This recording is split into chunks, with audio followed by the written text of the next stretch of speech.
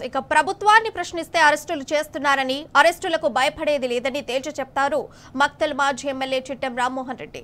Maganur food poison ఘటనపై రాజకీయం చేయాలని అనుకోవట్లేదన్నారు. విద్యార్థులకు వారి తల్లిదండ్రులకు ధైర్యం చెప్పేందుకు మాగనూరు వెళ్దామనుకున్నామని తెలిపారు. ప్రభుత్వానికి అక్రమ అరెస్టుల మీద ఉన్న శ్రద్ధ విద్యార్థులకు నాణ్యమైన ఆహారం అందించడంలో లేదంటున్న మక్తల్ మాజీ ఎమ్మెల్యే చిట్టెం రామ్మోహన్ రెడ్డితో మా ప్రతినిధి నరేష్ ఫేస్ టు ఫేస్.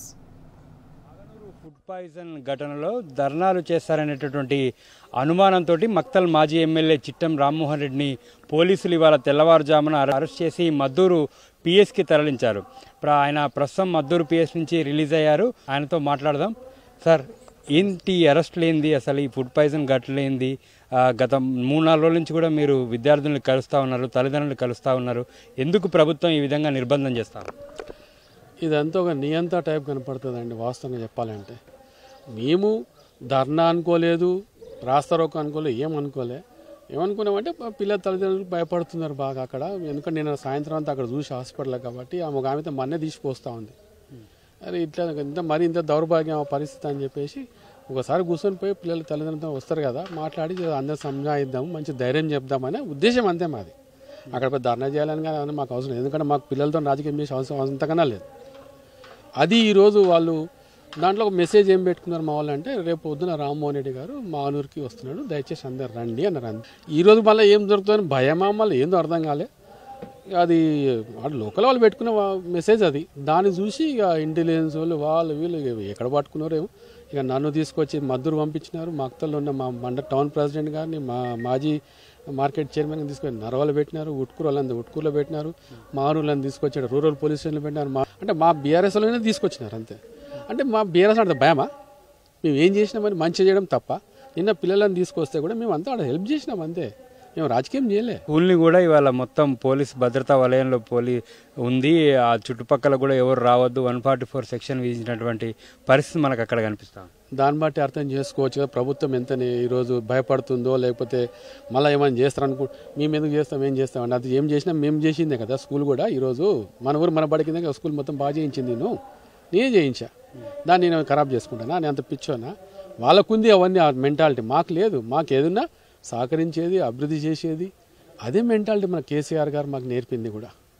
ఏదన్నా ప్రతి ఒక్కటి కూడా ప్రజల కోసమే ఈరోజు మన బీఆర్ఎస్ పార్టీ పనిచేస్తుంది. వరుసగా మాజీ ఎమ్మెల్యేలు ఇక్కడే కావచ్చు, మన పట్నం నరేందర్ రెడ్డి కావచ్చు, రాష్ట్ర వ్యాప్తంగా కూడా మాజీ ఎమ్మెల్యేలను ఇటువంటి సంఘటనలో స్పందించినప్పుడు అరెస్ట్ చేస్తూ ఉంది. ఈ అరెస్టులు ఎట్లా వస్తుంది సార్? ఈ అరెస్టులతో భయపెట్టిస్తా అంటే మేము భయపడటోళ్ళం కాదు. మేము చిన్నప్పటి నుంచి రాజకీయం చూసిన వాళ్ళం. ఆయన మొన్న వచ్చిండు మాకన్నా.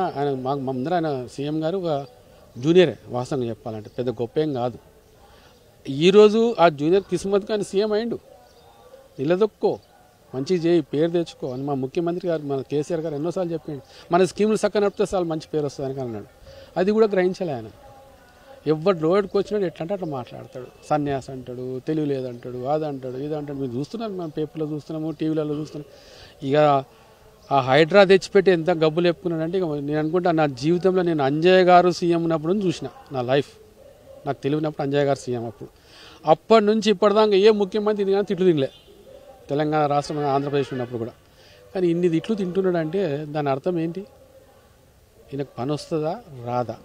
అయితే నిన్న జరిగినటువంటి ఘటనలో కలెక్టరు బయట తినుబండారాలు తినడం వల్లే పిల్లలకు ఫుడ్ పాయిజన్ అయిందని చెప్పి ఒక ప్రెస్ నోట్ విడుదల చేశారు. నిన్న మీరు మక్తల్ ప్రభుత్వ ఆసుపత్రిలో ఉన్నటువంటి విద్యార్థులని దగ్గరుండి వారితో మాట్లాడారు. అసలు ఏం జరిగింది ఈ ఆసుపత్రి? నేను ఫస్ట్ అదే అడిగా, మీరు ఏం తిన్నారు పొద్దుటి నుంచి అని అడిగా. ఎందుకంటే మనకు కూడా వాస్తవాలు తెలవాలనే ఉద్దేశంతో అడిగితే, సార్ మా అమ్మ నాకు పొద్దున్నే చిత్రాన్నం పెట్టింది, ఇంట్లో తినొచ్చిన, మళ్ళీ ఇటు స్కూల్కి వచ్చేసరికి నాకు వాంతులు అవుతున్నాయి సార్, స్కూల్లో తిన్నాక వాంతులు అవుతున్నాయి, గంట అయినాక అనేది నాకు మెసేజ్ వచ్చింది. అప్పటికే 3:30 అవుతుంటాయి. అంటే భోజనం 2 o'clock అట్లా చేసి ఉంటారు, 3:30కి అట్లా మెసేజ్ వస్తుంది. సార్ ఏంటంటే, సార్ పిల్లలను తీసుకొస్తున్నాం సార్ మక్తల్కి. మళ్ళీ అంటే ఏమైందంటే మళ్ళీ ఫుడ్ పాయిజన్ అయింది సార్, తీసుకొస్తున్నాను సార్, రాండి నేను కూడా ఇక్కడ ఉన్నాను చెప్పి నేను కూడా హాస్పిటల్కి పోయి ఆ పిల్లల్ని అడగడం జరిగింది. మా కలెక్టర్గా ఇచ్చిన ప్రెస్ నోట్లో చూస్తే 14 బేకరీలు ఉన్నాయని మాట్లాడింది. ఆ 14 బేకరీలు ఉండే జగన్ అది. ఇప్పుడు కలెక్టర్ గారు తెలుసుకోకుండా మాట్లాడడం, వాస్తవం తెలుసుకొని మాట్లాడాలి. మక్తల్ తాలూకానే 14 బేకరీలు, ఆ మారూరులోనే మాట్లాడతారు. కలెక్టర్ విజిట్ చేసిన తర్వాత కూడా అదే రోజు పురుగులన్నం వచ్చింది. మళ్ళీ వరుసగా అడిషనల్ కలెక్టర్ వచ్చి చూస్తున్నప్పటికి కూడా ఇటువంటి ఘటనలు ఎందుకు పునరావృతం అవుతున్నాయి అనుకుంటున్నారు? Sir, this is a lack of administration అంతే. ఇప్పుడు ఏదైనా మనం ఇంట్లో బాధ్యత వహించేది ఎవరి ఇంట్లో తల్లిదండ్రులు, అట్లా స్కూల్కి ఎవరు ఉంటారు? ప్రిన్సిపల్ ఉంటాడు. ఆ ప్రిన్సిపల్ బాధ్యతే కదా. ఆయన అసలు పట్టించుకోడు. ఆయన సస్పెండ్ చేసింది కలెక్టర్ అనేసరికి పిల్లల్ని తెచ్చి రోడ్డు పైన కూర్చోబెట్టింది. అసలు సంగతి బయటకు పోయింది. అది ఆ విషపూరితమైన ఆహారం పెట్టింది, గాలికి పోతుంది. అంటే ఎంత తెలివితోనే వీళ్ళు పనిచేస్తున్నారు. ఇంకో గ్రేట్ జోక్ ఏంటంటే, గ్రేట్ జోక్ ఇది, తిండి కాడ డిఓ గారు ఏం చేస్తారండి? ఎడ్యుకేషన్ ఆఫీసర్ గారు రెస్పాన్సిబిలిటీ. తిండి కాడ ఎవరు రెస్పాన్సిబిలిటీ? మన సివిల్ సప్లై వాళ్ళ రెస్పాన్సిబిలిటీ. ఆ రైస్ కానీ అదంతా చూసుకునేది ఆడున్న కుకింగ్ ఏజెన్సీ వాళ్ళ రెస్పాన్సిబిలిటీ. లేదా ప్రిన్సిపల్ గారు మెయిన్ దాంట్లో చూసుకోవాల్సింది. డిఓ గారిని సస్పెండ్ చేసి పడేసాను. ఇంకా గ్రేట్ జోక్ ఏంటంటే, ఆ డిఓ గారు నెక్స్ట్ రోజు వనపర్తికి రీఇన్స్టేట్ అయ్యండి. అది ఎంత ఘోరం ఇదా? వీళ్ళు ఈ అడ్మినిస్ట్రేటివ్కి ఇదా? ఇంత తప్పు ఇట్లా చేయడం అనేది కనీసం ఓ పనిష్మెంట్ ఇస్తే కూడా ఒక వారం రోజులు ఆగాల.